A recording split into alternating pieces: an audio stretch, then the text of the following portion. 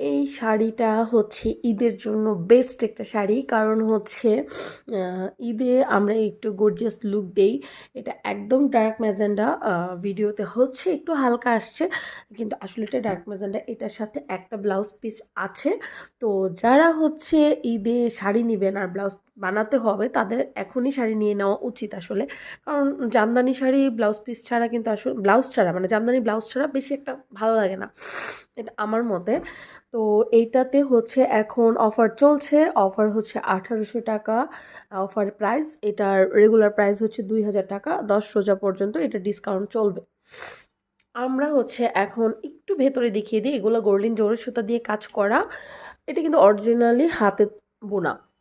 এই হচ্ছে ভিতরের কাজ। আমি খুব বেশি একটা খুলে দেখাবো না, কারণ জামদানি শাড়ির ভাঁজ ভেঙে গেলে ভাঁজ করা খুব টাফ।